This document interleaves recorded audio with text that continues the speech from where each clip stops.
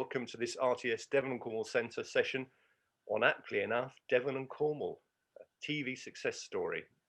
And we're discussing whether there's a question mark after that phrase during the conversation. I'm going to be here for about an hour.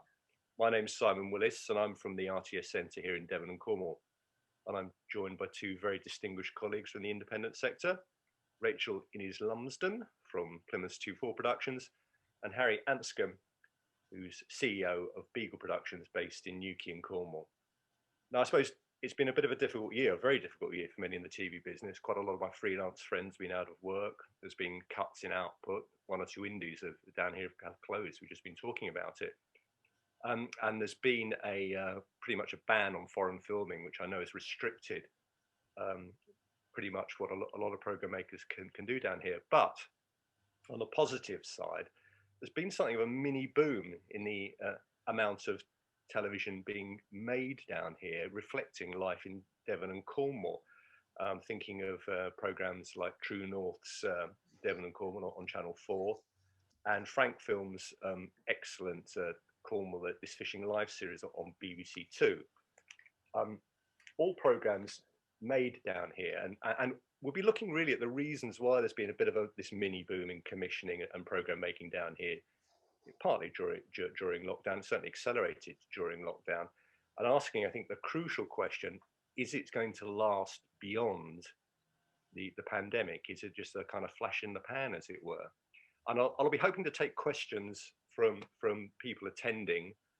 So if you want to use the question and answer facility on Zoom, just send in your question, and we've been monitoring it, and hopefully be able to cut you up live. So do be prepared for being in vision and unmuted, so we can actually see your faces.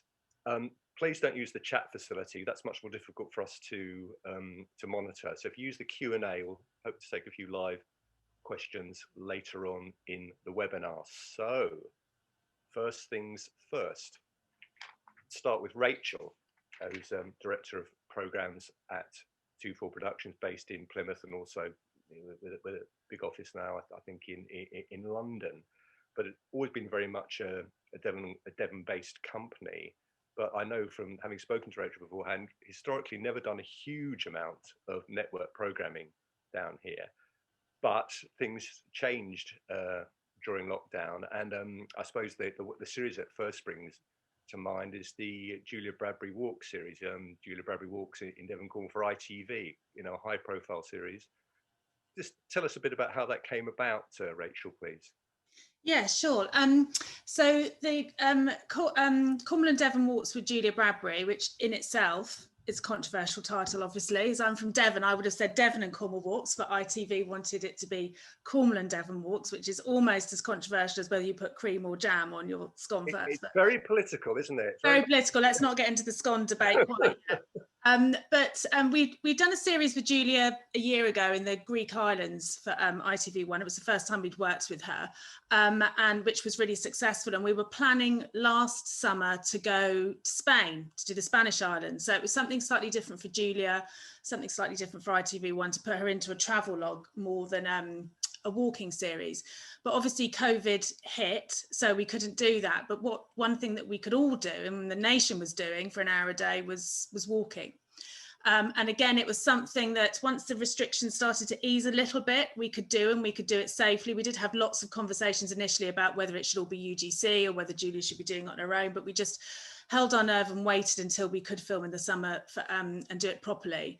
And we were all set to do a secret walks series for ITV1. So we developed it. I think we had a few walks up north. We had one in Wales, one in Scotland, and a couple down here. We always try and favour Devon and Cornwall where we can, being a local company.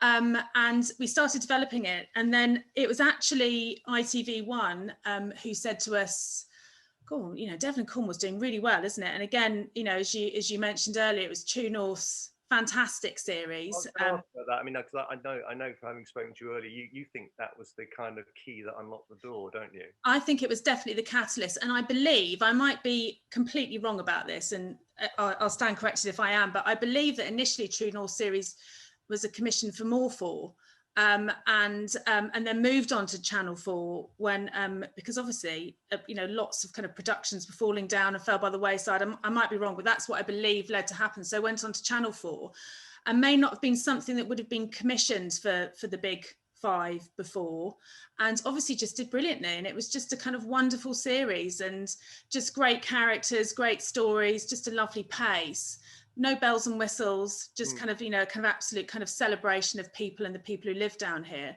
And I think that was the catalyst. And it was actually ITV who said to us, you guys are from the region, why don't we just go for it and just kind of do Devon and Cornwall? And that's how we ended up doing Cornwall and Devon walks. Would you? I think I'm right. Am I right in thinking that the opening programme of the True North Devon and Cornwall series got one of the highest ever opening audiences on Channel 4 for a 9 o'clock slot? I mean, I think I read that somewhere. I mean, it just took everyone by surprise. I mean, everyone was talking about it, and is that you don't often hear TV being talked about, on the kind of school gate or in the supermarket anymore, but there were lots of people talking about that, and lots of people just friends and acquaintances that surprised me that they'd been watching the series and loved it.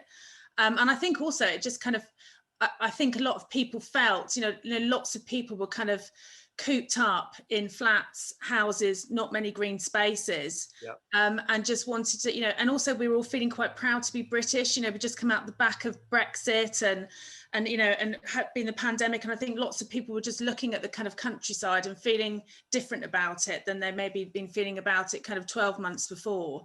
And I think Devon and Cornwall really kicked that off. And then I think for us as broadcasters, especially as production companies down here, I think we really reap the benefit from that. So, I mean, sorry, that's interesting. You're saying that you almost think there's a Brexit. I mean, let's not get too much into the ins and outs of Brexit, but I mean, one completely unexpected benefit of Brexit was a sort of slightly more patriotic feel. Have I got that right? I think it's just we were all just kind of sick of it, weren't we? We were sick of Brexit. We were sick already of the pandemic, not even knowing at that stage how long we were going to be in there. And I think we just we'd all been sat looking out our windows. And I think it was just, it was just kind of like, it's a nice place to live. It's pretty out there. Wish I could get out more. I wish I'd jumped in the car a few more times or gone to a few more places around the UK than I might have done before. And I'll find the time when this is all over. So I think we're still absolutely on the wave of that at the moment. Can I just ask? I mean, Harry, you've been very patient listening to this. I mean, do you endorse what Rachel's been saying? Has there been a bit of a feeling of let's get back to kind of brass tacks, let's see what's on our doorstep and explore that, do you think, in the commissioner's mind? Yeah, I mean, we try and talk to commissioners whenever we can, and there's definitely been certainly 6 months ago, there was definitely a strong demand for Cornwall, watching these shows, like Devon and Cornwall, Rachel's series with Julia Bradbury, it's something that there seems to be an endless appetite for by the commissioners, if the idea is right, if the access is right, and if the talent's right, I suppose. What is it? Okay, well, I mean, what is it about, do you think, specifically? I mean, you're based in Cornwall, which is quite unusual. What is it specifically about Cornwall which is do you think, sort of motivating people? I mean, there's a bit of a poldark factor, isn't there? Yeah. Going back to the dramas, but what do you think is going on? I don't know. You need to ask a psychologist. That people seem to like the combination of sand and water. They just, I don't know. We've got friends that come down. We're kids, aren't we? We're kids, basically. Yeah. Right? They're obsessed about the beach, but it's beautiful, isn't it? And it's nostalgic to many people who came here on holiday as they were kids, or have come now with their kids. It's hard to really put your finger on it. It's diverse. It's got wildlife. I mean, it's even got beavers now on Bodmin Moor. We had that in our Simon Reeve series. I was actually at the beaver place we filmed at last weekend, and they've had Michael Portillo, Rick Stein, and Simon Reeve all there doing a series, or a feature element as part of a series. And there's just an appetite. So, I mean, we talked about it briefly, but this idea that if the public keeps coming to Cornwall, then they'll probably want to watch programs about it. Yeah, I think. So you get, you put your finger on it, isn't it? Really, I mean, it's a very Devon and Cornwall are a tourist hotspot, and you can revisit your holiday almost, can't you? Courtesy of the broadcast media. I mean, just to sort of turn things slightly Rachel, you did obviously had this challenge, didn't you, making a walk series? I mean, walk series always sound really easy to make, but as you know, they're actually quite complicated. I mean, there's a big decision about whether you actually do the walk, or just do the beginning and end of it, but just the logistics of it all. So, I mean, how did all that play during COVID? All the so many restrictions and difficulties and health and safety issues. Did it make life a lot more difficult, or? I mean, yes, without doubt. I mean, filming throughout the pandemic has been difficult, and it's been more costly, and it's taken longer. But to be honest, when it got to last summer, we were just so all delighted to be out there. You know, we're all program makers. We want to be out shooting. You know, it's the best part of the job. And so, we had lots of meetings. We've got a brilliant, camera store and post-production at Twofour who are incredibly creative and imaginative, and we're constantly trying to find ways for us to kind of shoot safely, shoot creatively, and just shoot something that didn't feel too COVID-y. There was a kind of big, when we first went into lockdown, all the broadcasters were coming to us just saying, what have you got? What have you got? What can you shoot us? We've got all these shows are falling down. What have you got? And that only lasted for a really short amount of time. And then it was very much kind of like, what have you got which is non-COVID-y? What have you got which doesn't look COVID-y? And so we were very keen when we did the walk that we not that we were ignoring the pandemic, because we did, on several times, especially walking is quite tied up with mental health as well. And Julia's a great advocate for mental health, so we did kind of say about the we did mention it in terms of the kind of benefits of getting outside, but we were keen not to make it feel like a COVID production. I mean, it was challenging because we have to kind of film with 2 meters, which was very, very difficult. We had a brilliant DOP on location who we spent a lot of time shooting, so quite often if 2 people were 2 meters apart, they didn't necessarily look like 2 meters apart. I mean, we did get a little bit of criticism by that. People were saying, well, you don't look like you're social distancing, but on the whole we were. It was just clever how we were shooting, and we just had to make sure that sometimes it's difficult, hair and makeup and things like that, that as a crew we were masked up the whole time. Even when we were outdoors and the restrictions were fairly relaxed then, but things did just take longer. We had to have more crew vans on the road, which isn't necessarily the most environmentally friendly alternative, but if you can only have 2 or 3 people in the crew van, that's what we had to do. We kept the numbers down on location, but it was a challenge. But I think as kind of program makers, we're always up for a challenge, and we're always, we're creative industry, and that's in how we, not just what we put on screen, but how we make it. So I think the results were pretty good. Right. So I just got a question coming in, but I'll just deal with that a bit later. Harry, your series, the series that sticks in everyone's mind is the Simon Reeve series in Cornwall, which, in contrast to the Julia Bradbury piece, was a much more, partly celebratory, but a lot more kind of getting under the skin of kind of what's going on in the county. Just tell us a bit about how the commission came about, and what it is you were trying to do with the documentary. The whole idea started with us approaching BBC Current Affairs department and saying, look, we've got this sort of conundrum in Cornwall at the moment, which is we need tourism because it's a big industry here, but we don't want COVID. And at the time, Cornwall didn't necessarily have much COVID, and there were people at the border with pitchforks type thing. So that conundrum, Current Affairs were interested in, and it started as an odd doc idea. Simon Reeve lives in Devon. We spoke to him about the idea, and he was passionate about it. He loves Cornwall, and so that's how that pairing happened. And so COVID, in a way, helped us tell the story of also the other issues within Cornwall, and places like Cambourne, where there's a food bank, and some quite sort of surprising stories of people struggling, and the facts of Cornwall, especially in parts of inland Cornwall, are pretty stark when it comes to actual poverty, compared to parts of Europe. It's up there, post-industrial, you know, what's happening to the people that lost their jobs in the mines and all that sort of thing, and the exciting things that are happening in industry. So yeah, it gave us a chance to go into those stories, but also to follow, you know, a food business, some young people running a food business on the beach. What it's like to be young in Cornwall, with regard getting a house. They, you know, they're all living in their vans on a cliff edge, and you know, we obsessed over the stories. There were lots and lots and lots of stories, as you can imagine, of people having moved down here, people who were brought up here. We tried to not focus too much on the second home angle, because that can just be all consuming. And we tried to make it surprising. You know, we tried to find beats in the story that were surprising. So that's, I don't know, I think it worked well in the end. And it, you know, it's one of Simon's best rating series, if not the best rating series. He's been to 130 countries or so. Really? And it was one of BBC Two's highest rating current affairs show, up there with sort of Hospital last year. It really surprised us as a relatively new indie.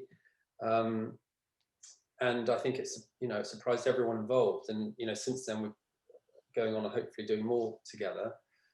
But yeah, it surprised us, that's for sure. How hard is it to get, I mean, I can answer the question myself because I used to try and do this, but how hard is it to get that harder edged documentary series about life in Cornwall commissioned on network? I mean, do they really just want the more celebratory stuff, or how difficult is it, do you think? Personally, I don't think we could have done it without COVID. I think COVID meant that it was a microcosm of perhaps other parts of the UK or other parts of the world that were experiencing this, and that helped us get into it. And we needed the promise of pleasure, as we say in, you know, telly, in there. We needed the beautiful beaches and the drone shots of dawn at Polzeth, and, you know, all these lovely elements.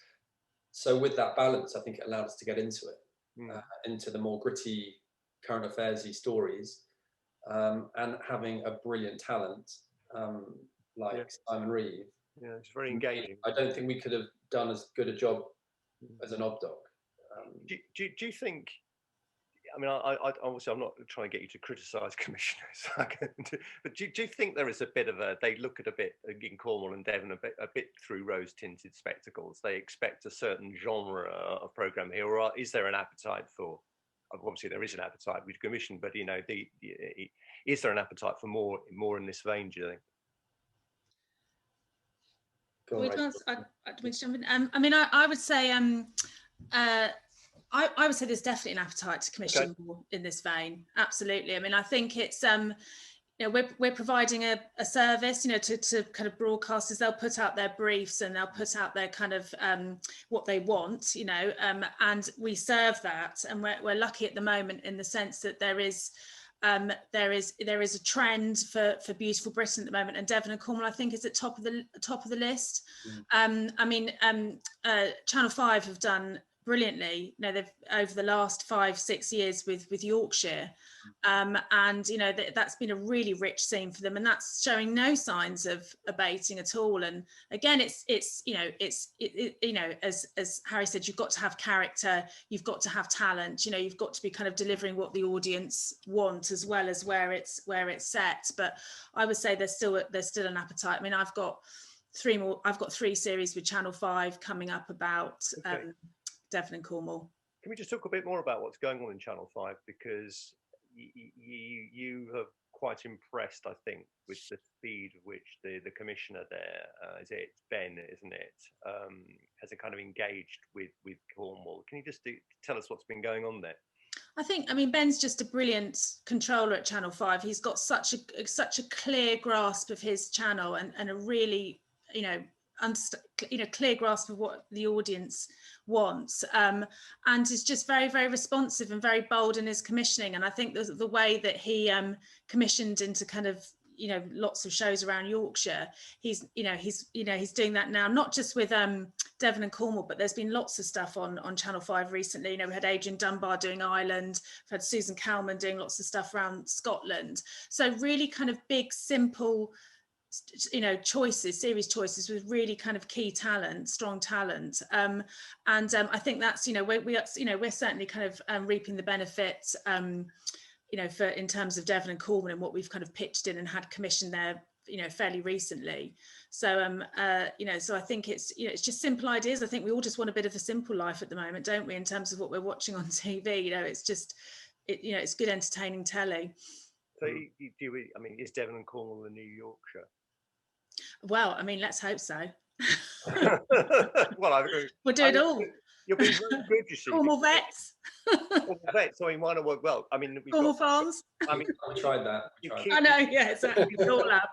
You've all tried Cornwall farms, have you? How's that gone down? Hang on, let me just write that down. How's Cornwall farms gone down? Has anyone tried it? I mean, I've done a few over the years. I think it's all character. It's all kind of character led. You find. Amanda Owen and the Yorkshire farm. I mean, is extraordinary. She's the most extraordinary, most amazing family, and I think that's probably what got the commission as opposed to it being Yorkshire, because obviously Amanda was doing stuff from the BBC before it went to Channel 5. So yeah. I mean, I think it's it's just having a really kind of clear idea and a great character.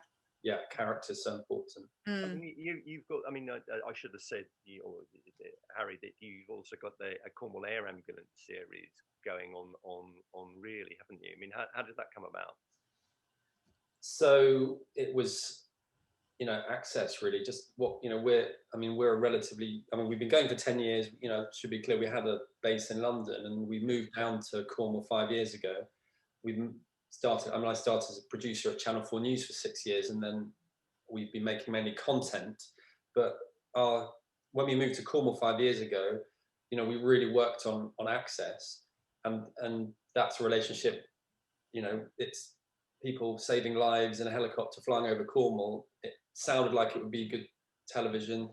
The medics were really good characters, really good Cornish characters. Men and women running around the countryside saving lives, and it took some time to agree on the access, and it's been very tricky, especially in COVID. I mean, trying to film in a helicopter, we filmed all last summer with people in hazmat suits and all the rest of it, was not easy on anyone really. But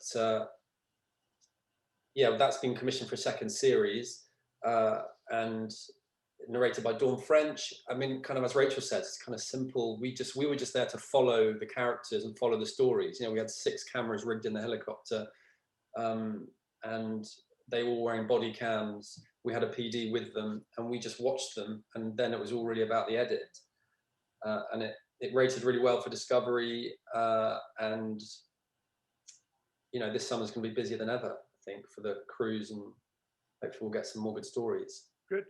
I mean, I've got a question from Richard Max, who I'm trying to get actually on screen, and I don't think I've pressed the right button, or maybe.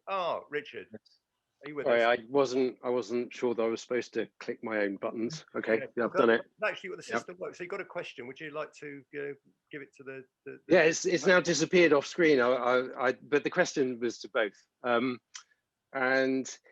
Because you guys, you're doing such great stuff, and I know that Twofour is obviously a much bigger brand than Beagle in that sense, and you've both got offices in London. Although I think Twofour you started in Plymouth, and then you opened, and then Beagle you sort of did it the other way around, kind of. But I was wondering, after COVID, and obviously with the benefit of having these kind of high-profile, more prime time projects. How are you going to start seeing yourselves in the future? Because would you, and does it make a difference whether you consider yourself to be regional companies or companies that have a regional base? I mean, I know you mentioned this idea of the new Yorkshire, obviously YTV in the old days, like Granada, they're just massive hitters from the region, and then to the point which nobody thought of it as being regional, just you happen to be based there. And what do you see yourselves as now in the short term and also in the long term? I mean, I would say Twofour is absolutely a proud regional company. You know, it started many, many years ago in Plymouth. And then, you know, over the years, you know, there was a London office, there's been a Cardiff office, there's been an office in LA, there's been, an office in, like, you know, various different places. But the office in Plymouth has always been here. It was the first, and it's always been the biggest. It's always been the biggest of the staff bases, and, you know, there's no plans for it going anywhere. And that's where it started. And I know what you mean, because I mean, lots of, you know, there is a trend that with broadcasters, they will have their quotas. They will have quotas of programs they need to commission, A, from the nations, B, from the regions. And, you know, companies will often set up, or not so much now, it's a little bit more kind of regulated, kind of set up almost kind of pop-up offices outside the M25 to kind of qualify for a regional commission. Whereas here, you know, our roots are always in the region, and we've always been here, and the majority of the people who work in the Plymouth office live in the region as well. I mean, the flip side of that is that, I mean, in many ways, kind of COVID has worked as an advantage to us, because in the first lockdown, most of us were working like this 24/7, weren't we, on screens? And, you know, we were making all sorts of stuff from our front rooms and working with all different types of people from all across the country. And that was brilliant for us, absolutely brilliant, you know, because it just meant that you can work with lots of different people, doesn't matter where they're from. And I'm not, you know, not necessarily from London, but, you know, we made stuff over lockdown with series producer in Manchester, somebody else from Brighton, you know, all over the place. So in many ways, it's enabled us to draw from a bigger staff pool.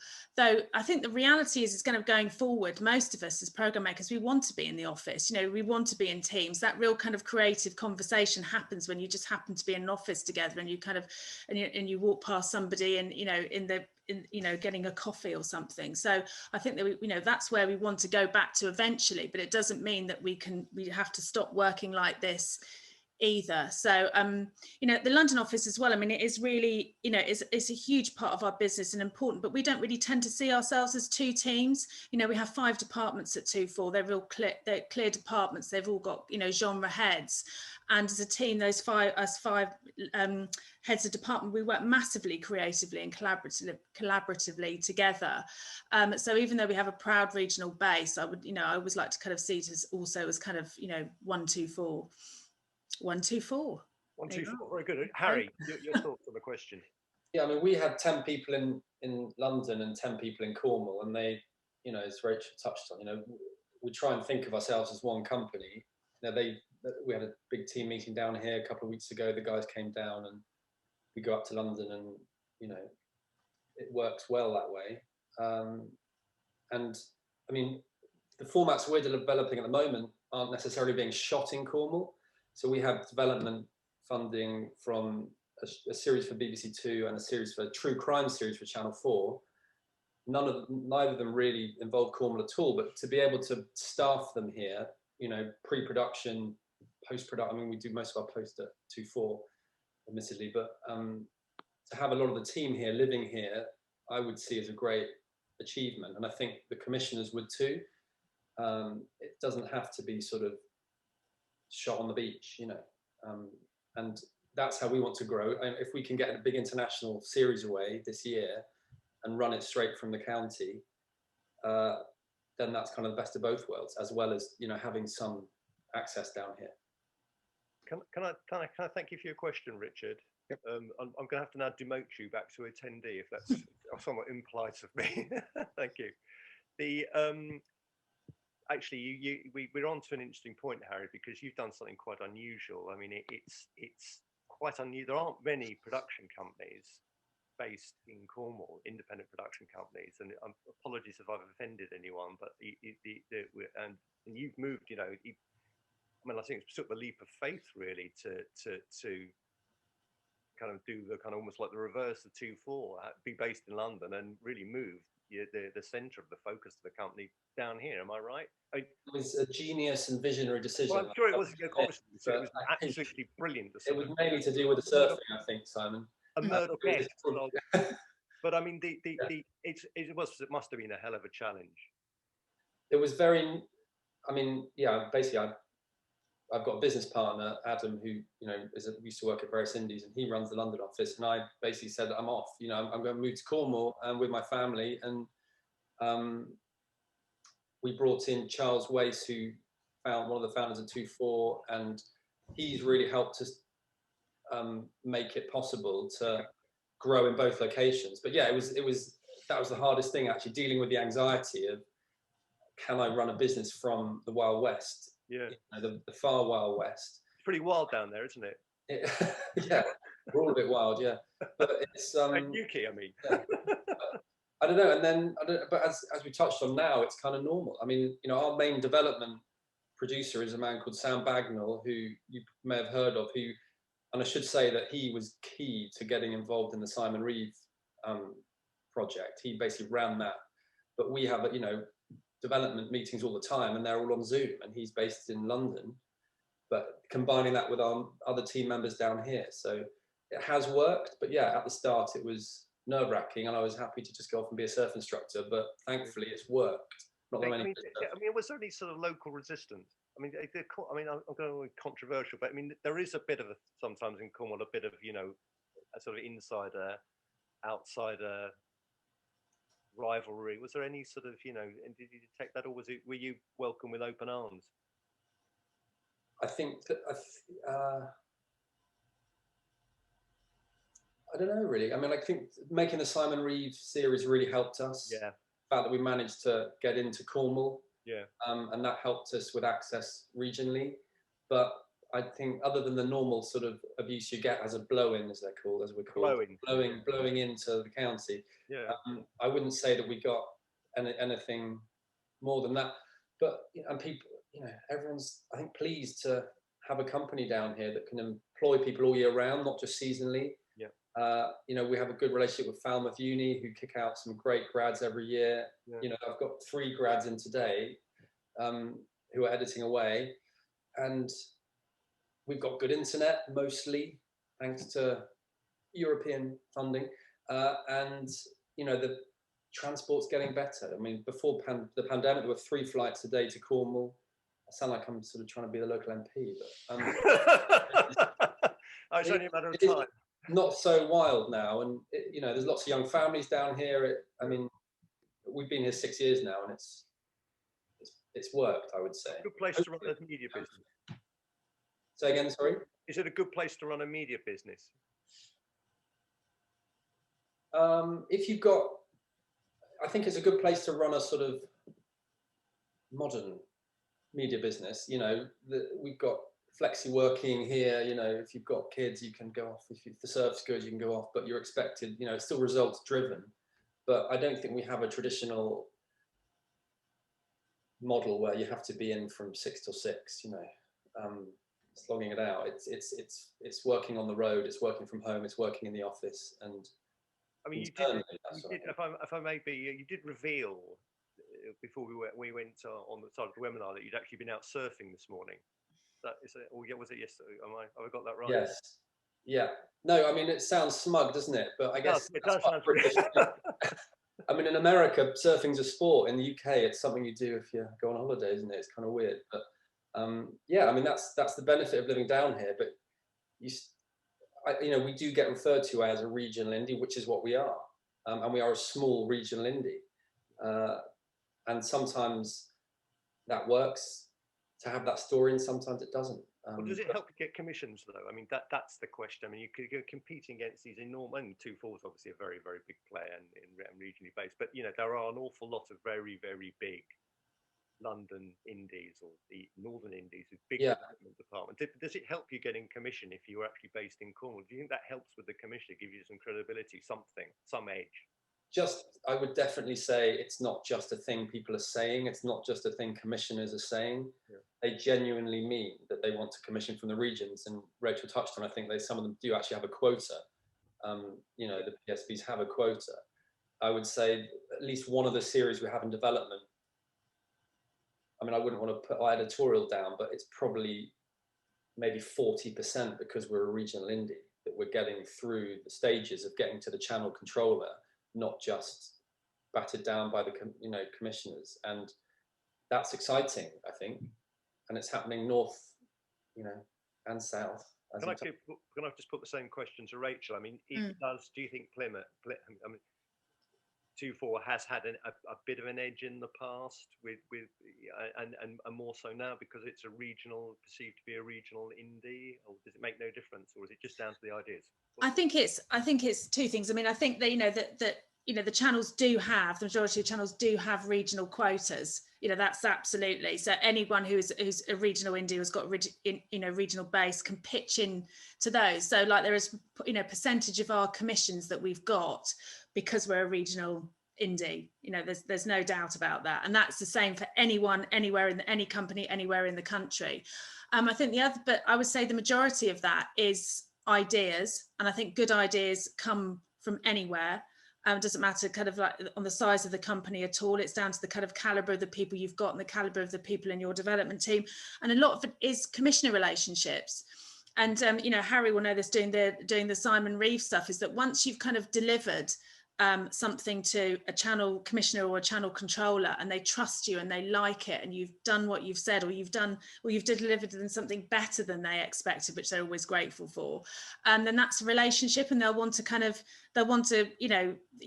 buy from you again. It's like offering any type of service.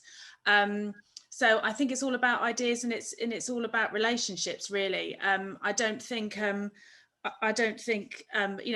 Twofour's a big company, but there's plenty of others bigger, and I think it's all just I mean, like Harry will spend probably most of his time, like I do, is kind of constantly talking to channel commissioners, constantly keeping those relationships going and having that dialogue about ideas, and that's how we win work, really. Just if anybody else has got any questions from the attendees, very happy to try and put them to the panelists. But I mean, let's look a bit at the where this kind of leaves in terms of the future. I mean, I may be wrong, but I think traditionally has been a bit of difficulty perhaps getting some of the talent to kind of move down here. Do you think COVID might be changing what workers in the industry think about leaving London and where all the work seems to be, or a lot of the work seems to be? Is it changing people's attitudes?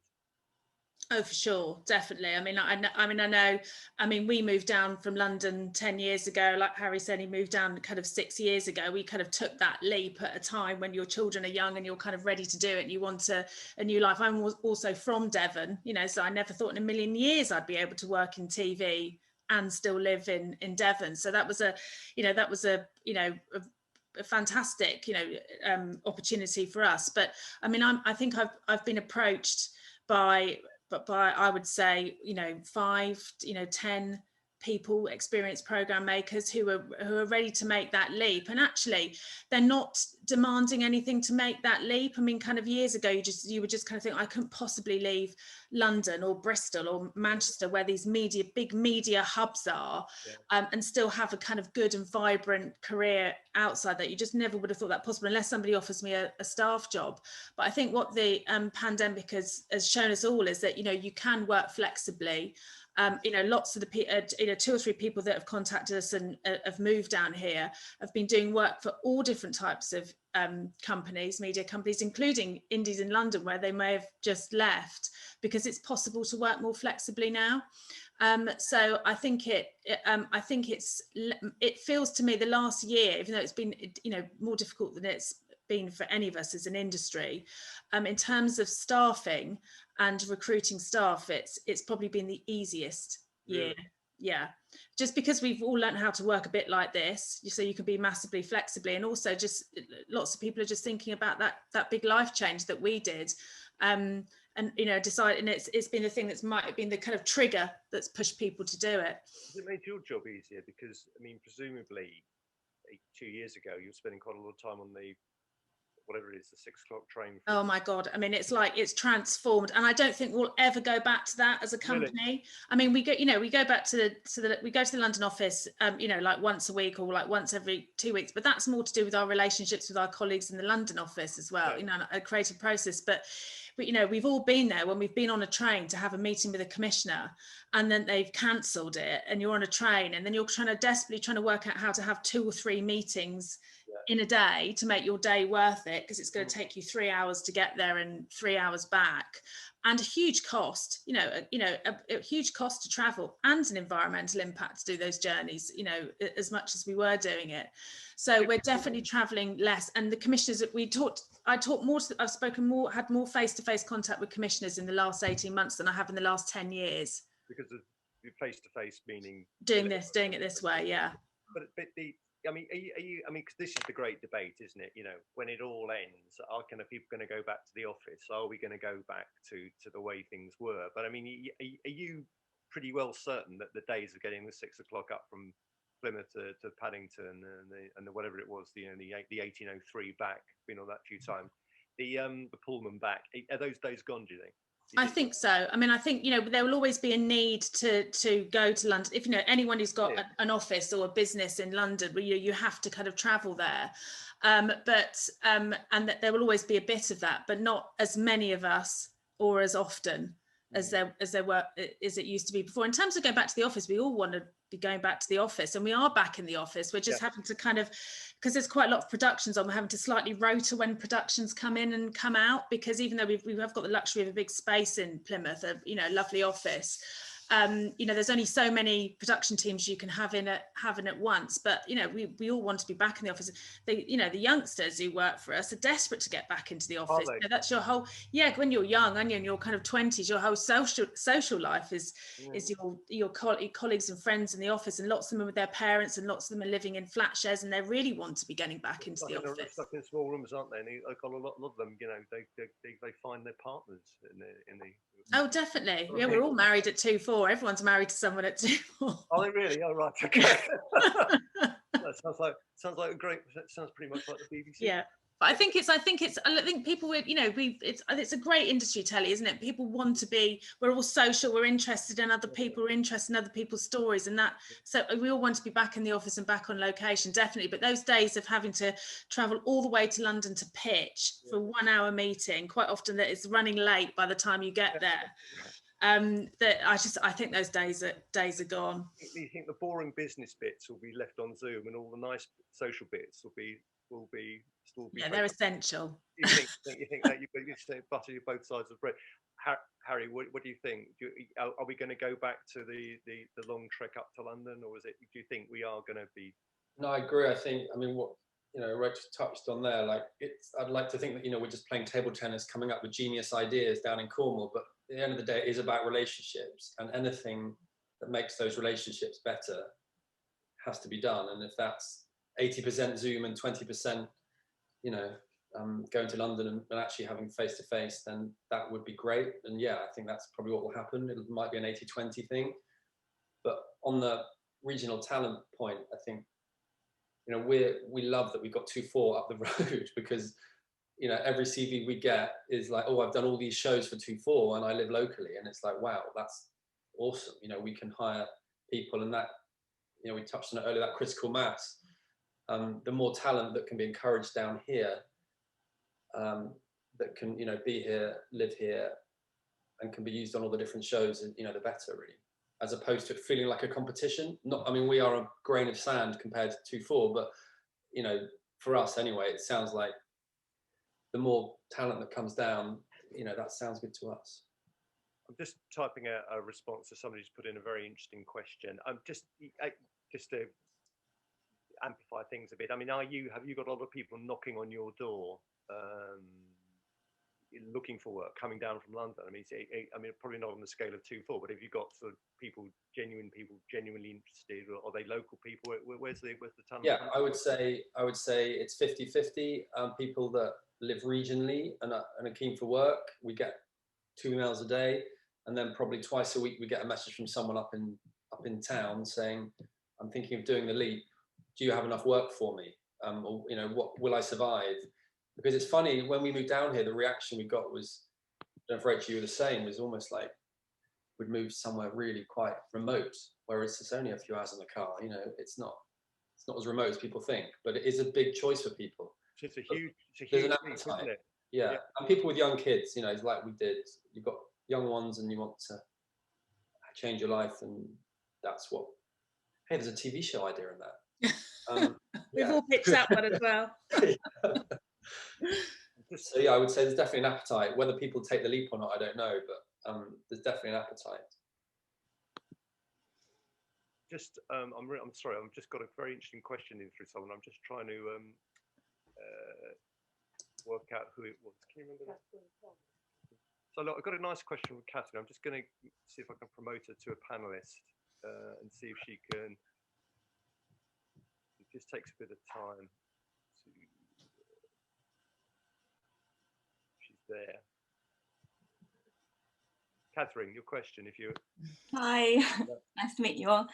I have a small production business in North Devon, and I was just wondering, are commissioners, I know I work generally in indie film, and you're talking about the commissioners, and they seem to be more documentary based. Do you feel that that is mainly what they're looking for in this area, or is it indie film kind of an option as well? I mean, I shot a short film through the lockdown as well, which has been doing really well, and I kind of just didn't want anything to stop me, especially not COVID. I just did as much training as I possibly could and got on with it. But yeah, what are your thoughts, really? I mean, I think it's, I mean, I don't know much about drama at all, other than I love watching it, and I'm really, really jealous if that's what you work in, because we'd all love to do drama, but we're all here in factual. So, I mean, so I don't really know much about commissioning for drama, but what I would say for generally for commissioners, I'm sure the kind of the rule applies. I think they just want the best ideas. And I know what it's like when you're kind of starting out, you just don't know where to take them or what to do. But the key is just to, most of the research, most of it you can probably find in the public domain. So if you're thinking, right, you really wanted to get something onto Channel 4 or BBC, you know, once you kind of get through onto their kind of commissioning pages and you start working through it, and then you start kind of thinking, right, okay, that's the type of department I'm interested in, or that's the type of channel, then you generally have somebody sat at the top of it. But then once you start interrogating a bit more, they all have teams, they all have commissioners that work for them. And say, for example, if you take someone like Jo Street at Channel 4, who kind of runs, you know, features and daytime, you kind of go onto her commissioning page, and she's got like 4 or 5 different people that work for her. And the last time that we had a Channel 4 briefing, Jo just said, just pick someone you like the look of. You know, it was really just like, just pick someone you like the look of, or you think they might kind of make the type of stuff that you like, and kind of make a direct approach. Yeah. And I think that's all. You know, there isn't an exact science, and every channel and every kind of place is different. I mean, really, unless it's a channel or department that has a regional quota, they don't care. You know, you could be on the moon, you know, and they just kind of want to kind of see the best idea. And it's just a case of just wading through those websites and finding people, really. Thank you. Thank you. Harry, you got anything to add? You got any expertise in this particular area? Again, I'm a lowly factual producer, so but I've got a friend who runs a indie up in Leeds. There's 3 of them, and they do drama, and they really found it hard. I mean, I guess when you get a commission, it's life-changing because the budgets are so high. She's, I think, had a 4-year gap since her last commission, but you know, it was BAFTA winning, and they, you know, it kept them going. Yeah. So I think you probably need a lot more resilience and patience to be a drama person. So good luck with that. But when you get it away, you know, it's exciting. Yeah. I was going to say, it's been quite tricky. I mean, I wrote and directed the short that I did in the summertime, and I've been writing an episodical series which has just been picked up, commissioned to shoot a trailer. You got a bit quiet, Catherine. Sorry. Is that any better? Yeah, Tom. Yeah, so I wrote and directed the short that I did in the summer, and I've been writing an episodical drama which has just been financed to do the trailer for commissioners. So yes, it is a real long process of doing everything yourself. Yeah. That's amazing. If you've got development to do a trailer, that's a huge win. Yeah. Definitely, you know, because somebody, if that, you know, I mean, development resources are small, even in channels, you know, even in drama, you know, for them to put a resource to kind of get you to that point doing a trailer, you know, that's a fantastic win. Yeah, Catherine, I mean, let us know how you get on, because I mean, maybe we should do another sub-session on North Devon, which, as we all know, is a whole different world, even from South Devon, West Devon, and then Cornwall. That's a good point about development. Good going. Yeah, no, it was great actually to doing the short last year, because we managed to bring in local bands, because it was a musical and a story about a girl with Tourette's, and we kind of just brought in as many like local people into it as possible, really. So yeah. Can I thank you for your question, Catherine? And I'm just going to have to somewhat rudely move you back to the role of attendee while we just sort of going to move things on a bit. Just involve me. I'm just going to thank you very much. But thank you. Thank you. I was going to ask. Obviously, you know, we're getting towards the end here. The obvious question is the future. I mean, I asked at the beginning of the whole session: is this a bubble? Is this a trend? Is this going to survive? Are we still going to be getting what? I mean, we're talking about networks, sort of 7 or 8 series almost in the same year, and set in Devon and Cornwall, possibly a few more. Is it going to keep going, or is it just simply just a sort of a bit of a kind of COVID phenomenon? I mean, I would hope it's going to keep on going. I mean, I think the fact that, you know, there's more kind of companies down here now, you know, it's brilliant, you know, that Beagle are there, that there's several other indies. It feels much more of a kind of vibrant place to have a kind of modern media company. And, you know, it's not just the kind of Devon and Cornwall programs per se, but as producers, we always want to film around us where we can. I mean, to be completely practical, it keeps costs down if you can use a kind of location locally rather than traveling across the country. I mean, pre-COVID, were you earmarking places down? We would try to. It just kind of saves money if I don't have to kind of put a whole production team into a hotel somewhere, which is what you have to. And we do lots of programming like that, obviously. I mean, the amount of programming that we make in Devon and Cornwall is a really, really small percentage of our other stuff. But we've just made a reboot of Watercolour Challenge for Channel 5, which is an old format. And, you know, the fact that we could do a whole heat in Cornwall and a whole heat in Devon because we're down here was just brilliant. And we just know that we've got the kind of best landscapes and countryside in the world, or in the country, world as well, probably. No, in the world, obviously. Yeah. I mean, are you talking about you're talking about a big saving in T&D and travel and absolutely, if we can do it down here. I mean, and also, you know, we're all kind of proud to be here, and we want to show it off as the best. And I think you know, we're always sensitive. I mean, you know, in the stuff that Harry's done over the summer, the stuff that I've done over the summer as well, we're really kind of mindful of tourism. We're really kind of mindful of people feeling about having sometimes too much tourism, and a lot of it is about relationships, you know, as like Harry was saying about access. So whether that's with the air ambulance, we've done something with the kind of Marines down here and the Navy School as well. It's all about kind of relationships, and you can only survive down here if you have good relationships with, you know, institutions and people who live down here, which I think we all do and we all cultivate. So I would hope that it continues. I mean, I'm sure the bubble will eventually burst about programming that's Devon and Cornwall per se, because it's a trend at the moment, you know, and it will go. But in terms of there being programming being made here and also giving a platform to Devon and Cornwall, I think that's got a very kind of long future, I'd say. What about you, Harry? Is it a bubble or future? I agree with Nick. I agree with Rachel. Yeah, I just think it's it could be both. It is a bit of a trend at the moment, but what we do have is variety down here, and if you can combine that with character and talent, then, you know, it'll last longer. I mean, Yorkshire's the biggest county in the UK, but I think Cornwall has the most entrepreneurs or something. You know, there's all these great stats around Cornwall and Devon that can mean that there's lots of TV ideas and formats that are, you know, wide ranging, I would say. I mean, Rachel just sort of glanced at quite an interesting point, because there's always been a bit of there's some, you know, when I used to make programs, there's always a bit of a tension between, you know, looking what's kind of really going in places like Cornwall and the tourism industry, and sometimes a feeling from the tourist industry, oh no, we don't want to don't talk about, sewage pollution. Don't talk about poverty in Campbell. It'll put people off. Is that something as a relative newcomer you've picked up that there's a bit of just be careful what you say about down here? Or is that not an issue? I guess people tell you what they want to hear, and you've got to really dig pretty deep if you want to find the nasty bits. But like any area, there's stories people don't want to tell you.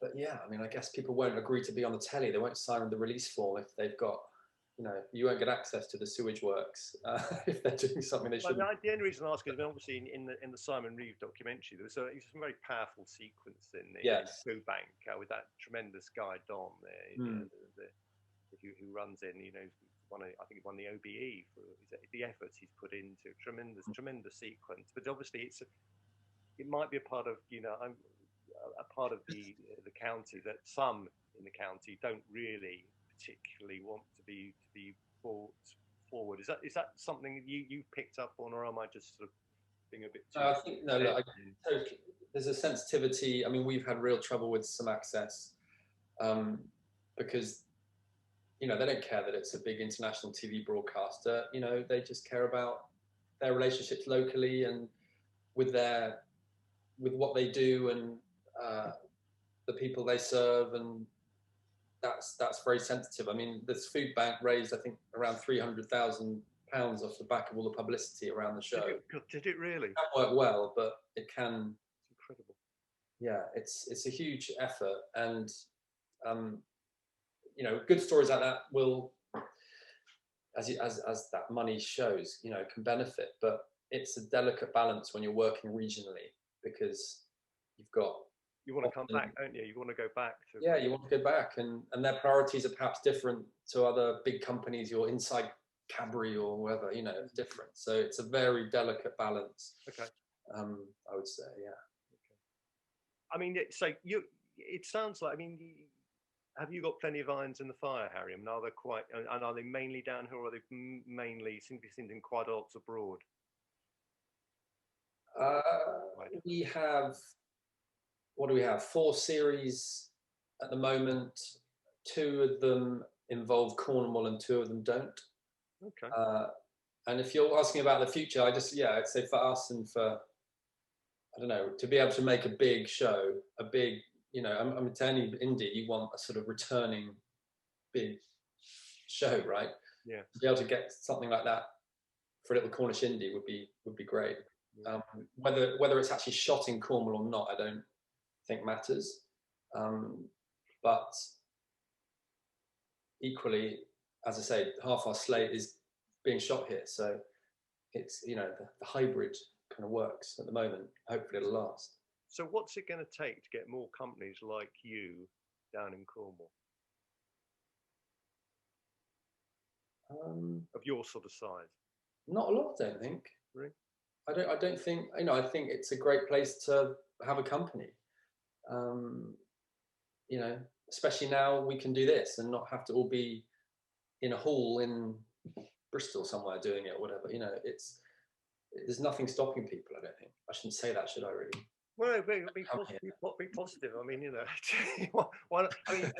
I mean, Rachel, it's sounding like all good news, but I mean, the facts of the matter are that, I think you look at the Ofcom sort of annual survey on kind of domestic production every year, the amount of money spent on domestic production in the UK is going down. I mean, people get seduced by all the kind of Netflix and Amazon big drama commissions, but in the factual world, the cake seems to be getting smaller and smaller and smaller. But I don't detect any pessimism on your part at all. No, I don't think so. I mean, I think you have to modernise, don't you? And I think it's just it's the streamers are absolutely there, and as I look at the streamers, I just think that's brilliant. It's just a few more customers for us to go and pitch on. Let's go knock on their doors as well, and they've got bigger budgets, and you can make really exciting stuff for them. So I see that as a kind of positive. I mean, the last 18 months, the last year has been really, really tough on every industry. and television especially, we just couldn't go and shoot. Unless we'd shot it and we could edit it, we would absolutely kind of ground to a halt. And lots of businesses have sadly gone under because of that. As in any industry, we're kind of no different. But it's not quite business as usual yet, but it's getting there. And I just think, it's tough, there are less slots, budgets are getting smaller. Quite often you even have to go and find your own funding these days. The channels don't even pay for the stuff themselves half the time. So that's an added. That's the position I'm in at the moment. Yeah, it is. But I just kind of think we're all creative people, and you just have to kind of think entrepreneurially. And I just kind of think I think we're in a really good position in the West Country. There's some really good companies down here. We're massively entrepreneurial. We have to think outside the box because we haven't got people on tap like you have in London, whether that's kind of production, post-production, whatever, we're absolutely kind of using what we've got, and that makes us slightly kind of more entrepreneurial and ingenious in how we A, pitch, B, make stuff, and C, kind of look at other opportunities that are coming our way. So I think it's a really good, I think it's a kind of like, it's a little bit of a secret. A lot of people don't quite know about the kind of media community down here, which part of me quite likes as well. And people in London think it's terribly glamorous. When they kind of, for years people thought Twofour was in Portsmouth, not Plymouth. Yeah. But it's kind of like they just think, you can make TV in the West Country, and I think we're proud to. And actually, I think building what Harry says, the most important thing is that we're a really good, vibrant media community down here, making fantastic telly. And if some of it happens to be shot down here and about down here as well, that's great as well. But it's the most important thing is to have a really good media community, I think. Well, that's a very good note on which to end. And thank you we might be a bit of a secret, but thank you to you, Rachel, and to you, Harry, for making it a bit less of a secret, both with the programs you make and taking part in this webinar. It's greatly appreciated. And we've come to the end of our hour slot, and good luck to you both in the future. And long may Devon and Cornwall prosper on television and every other term. Thanks very much indeed.